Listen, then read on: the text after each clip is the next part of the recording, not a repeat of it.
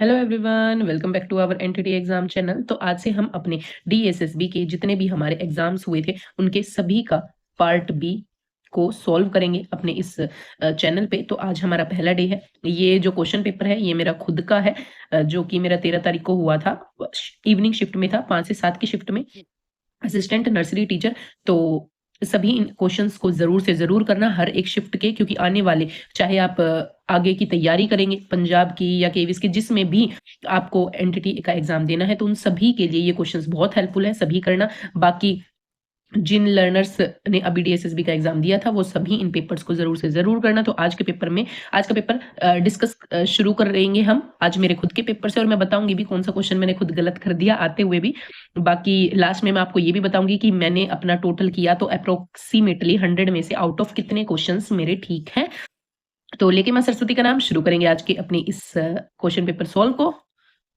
Discipline 1, question number 1. The Sustainable Development Goal SDG adopted by the Government of India has and marked as priority 17 goals से हमारे S sustainable गोल development में हमारे 17 goals थे, जो कि हमने अपनी एनएस की समरी में बहुत अच्छे से पढ़ा था। तो इन्होंने पूछा कि थर्ड और फोर्थ गोल कौन कौन सा था। तो देखो, फोर्थ गोल तो मुझे क्लियरली पता था कि फोर्थ गोल हमारा था एजुकेशन का, क्वालिटी एजुकेशन। तो जिसमें भी बी था वो मेरा ऑप्शन ठीक था, क्योंकि बी मेरे को पता था फोर्थ गोल में हमारा ये है, तो इस ऑप्शन में नहीं था। सेकंड ऑप्शन एलिमिनेट हो गया था। उसके बाद मुझे क्लियरली नहीं पता था कि मेरा जो थर्ड गोल है वो कौन सा है, but approximately good health and wellbeing सही आंसर तक मैं पहुंच गई थी। तो इसका हमारा ऑप्शन होगा question number option good health and wellbeing हमारा थर्ड गोल था, एंड क्वालिटी एजुकेशन हमारा फोर्थ गोल था। तो ए एंड बी हमारा करेक्ट ऑप्शन होगा, जो कि मेरा ठीक था। क्वेश्चन नंबर 2, प्रारंभिक औपचारिक शिक्षा के संपर्क में आने के कारण बच्चों में देखे जाने वाले अल्पकालिक और दीर्घकालिक जोखिम क्रमशः डैश और डैश है। तो प्रारंभिक में जब हम छोटे बच्चों को औपचारिक शिक्षा पढ़ाना शुरू करते हैं तो स्टार्टिंग में उनमें क्या प्रॉब्लम्स देखने को मिलती हैं? चिड़चिड़ापन और विवशता, निम्न ग्रहण क्षमता, मध्यम बुद्धि, उदासीनता, अधिगम के प्रति घृणा, या फिर तनाव और निम्न बौद्धिक विकास। तो देखो, आप किसी को भी अधिगम के प्रति घृणा छोटे बच्चों में नहीं होती, ये ऑप्शन कट जाएगा। तो उसके बाद लो ग्रेस्पिंग एबिलिटी, बच्चों में लो ग्रेस्पिंग एबिलिटी नहीं होती, बच्चों में बहुत हाई ग्रेस्पिंग एबिलिटी होती है। और मॉडरेट इंटेलिजेंस आप किसी भी बच्चे को नहीं कह सकते, ना हाई ना स्लो। चिड़चिड़ापन, विवशता, इरिटेबल और हेल्पलेसनेस, अगर टीचर है क्लासरूम में तो बच्चा हेल्पलेसनेस फील क्यों करेगा जब टीचर उसकी हेल्प करने के लिए है ही। तो क्वेश्चन नंबर सेकंड का आंसर फोर्थ, हमारा बच्चा स्ट्रेस फील करता है। और लो इंटेलेक्चुअल डेवलपमेंट, उसका इंटेलेक्चुअल डेवलपमेंट तब तक इतना विकसित नहीं हो पाता बच्चे की एज के अनुसार, ताकि वो प्रॉपर लिखना पढ़ना औपचारिक शिक्षा में इन्वॉल्व हो सके। Question number third, when observing gross motor development which setting is preferable. तो हमारी ग्रोस मोटर के डेवलपमेंट के लिए आप कौन सी सेटिंग करवाओगे? Dramatic, play corner, story telling, या फिर इंडोर एक्टिविटी, आउटडोर? तो सबसे बेस्ट है आउटडोर एक्टिविटी में बच्चे का ग्रोस मोटर डेवलपमेंट बहुत अच्छे से हो जाता है, क्योंकि बड़ी मांसपेशियों का प्रयोग होता है उसमें। क्वेश्चन नंबर 4, निम्नलिखित में से कौन सा अच्छे शिक्षण की विशेषता नहीं है? तो अच्छा शिक्षण हम किसे नहीं मानेंगे? लचीला और गतिशील, बिल्कुल अच्छा है, फ्लेक्सिबल होना चाहिए, गतिशील होना चाहिए। कठोर और अधिनियमवाद हम अच्छे शिक्षण को नहीं मानेंगे, इसलिए यही ऑप्शन हमारा करेक्ट होगा। योजनाबद्ध और उद्देश्यपूर्ण होना चाहिए, शिक्षार्थी की आवश्यकता के आधार पर हो, बिल्कुल। क्वेश्चन नंबर 5, सामाजिक रूप से वंचित बालक को परित्यात्मक बालक क्यों कहा जाता है? तो डिप्राइव्ड चिल्ड्रन किसे कहा जाता है? तो डिप्राइव्ड चिल्ड्रन कौन होते हैं? क्योंकि वे सामाजिक गतिविधियों में लिप्त होते हैं, इसलिए उन्हें डिप्राइव्ड क्या होते हैं? जो हाशिए पर है, जिन्हें वो सुख सुविधाएं नहीं मिली, क्योंकि वे सामाजिक रूप से स्वीकार्य तरीके से व्यवहार नहीं करते, क्योंकि वे बार बार अपराध करते हैं, क्योंकि उनमें प्रेम, उचित मार्गदर्शन और सामान्य सामाजिक सुरक्षा का अभाव होता है। उन्हें वो प्रॉपर प्रेम, मार्गदर्शन वो सब नहीं मिल पाता, इसीलिए उन्हें डिप्राइव्ड चिल्ड्रन कहा जाता है। वंचित बच्चे, नाम में ही है। वंचित बालक को प्रत्यात्मक बालक क्यों कहते? वो बच्चा वंचित है इन चीजों से ही है ना, इस वजह से उसको डिप्राइव्ड चिल्ड्रन कहते हैं। क्वेश्चन नंबर 6, छोटे बच्चों में गिनती कौशल विकसित करने के लिए निम्नलिखित गतिविधि को सही कालक्रम में व्यवस्थित कीजिए। तो बच्चों में गिनती कौशल विकसित करने के लिए आप सबसे पहले क्या करवाएंगे? हाथ और उंगलियों और पैरों की उंगलियों को गिनना, ब्लॉक को गिनना, वस्तु के समूह को गिनना, या किताबों में संख्याओं को गिनना। तो सबसे पहले बच्चे के हम बॉडी से ही शुरू करते हैं, तो बच्चा पहले अपनी उंगलियों और पैरों की उंगलियों, हाथों की उंगलियों को गिनेगा, तो हमारा ए आएगा पहले।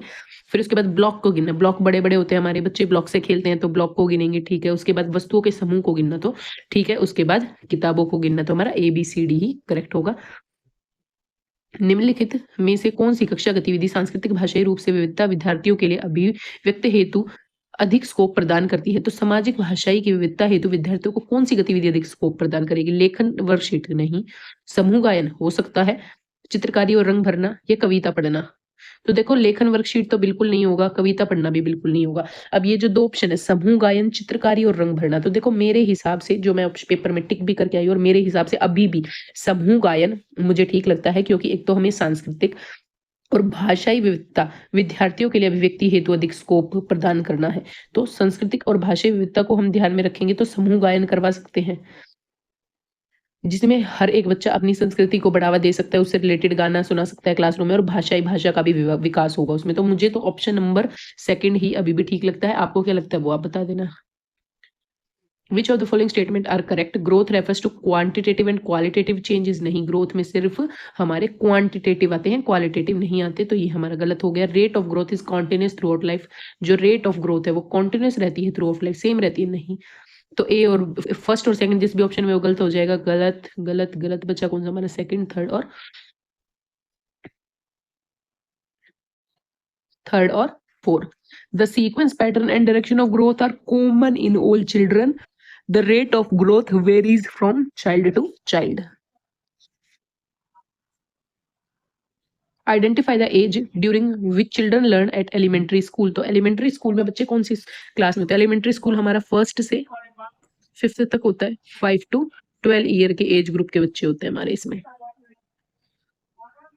कौन सी गतिविधि पूर्व प्राथमिक विद्यार्थियों में अभिव्यक्ति शिक्षक सहयोग को सर्वोत्तम रूप से बढ़ावा देती है? तो मतलब टीचर और पेरेंट्स का इन्वॉल्वमेंट किस गतिविधि के द्वारा ज्यादा होगा? केवल लिखित प्रगति रिपोर्ट भेजना नहीं, उसमें तो कोई इंटरेक्शन ही नहीं हो पाएगा। कक्षा कार्यक्रमों में अभिभावकों की भागीदारी को पृथक करना, नियमित अभिभावक शिक्षक बैठक और कार्यशाला आयोजित करना। तो आप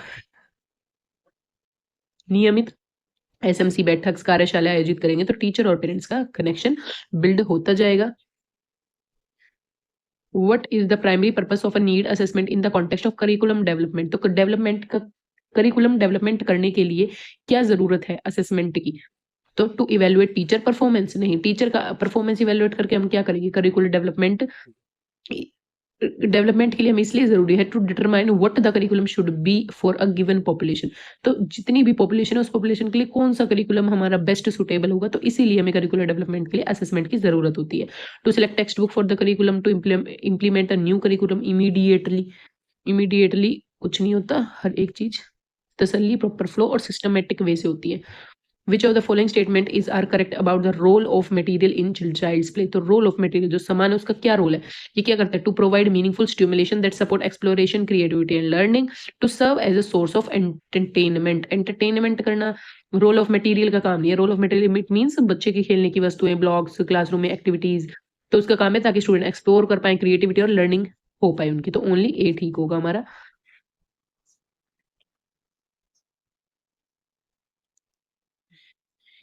क्वेश्चन नंबर 13, ईसीसी केंद्र में संवाद का माध्यम घरेलू भाषा या मातृभाषा होनी चाहिए। हालांकि मातृभाषा के रूप में एक से अधिक भाषा हो सकती हैं जिनमें विभिन्न भाषाई पृष्ठभूमि और बोलियों से आने वाले बच्चों के लिए समस्याएं उत्पन्न हो सकती हैं। इसलिए यह महत्वपूर्ण है कि कक्षा में व्यक्ति के लिए जितनी भी भाषाएं उपलब्ध हो उनका उपयोग किया जाना चाहिए।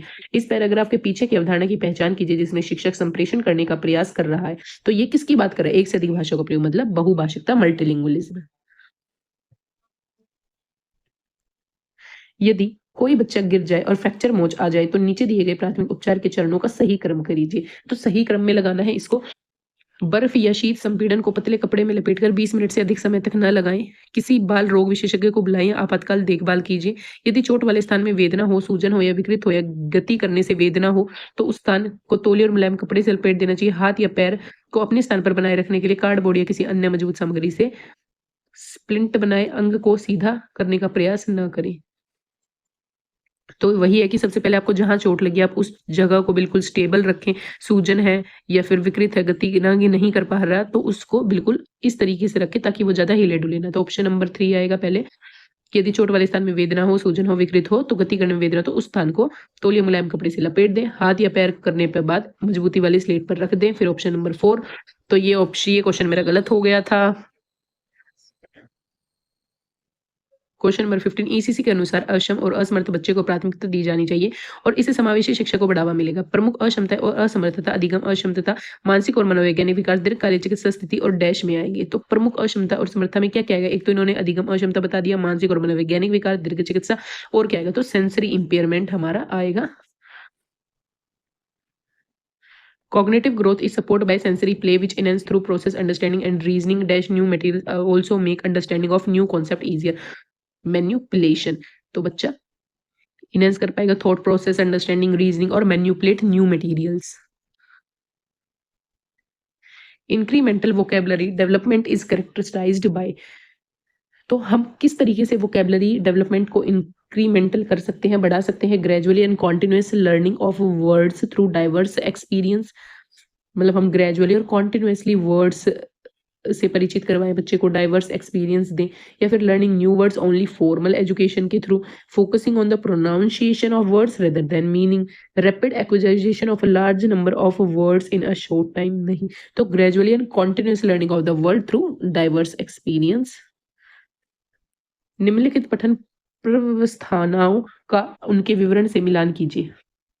तो ये कुछ अवस्थाएं दी गई हैं, उनसे उनका मिलान करना है, जैसे कि pre alphabetic, partial alphabetic, full alphabetic, consolidate alphabetic. तो सबसे पहले प्री अल्फाबेटिक, यहां से हम पढ़ते हैं, दिया ABCD।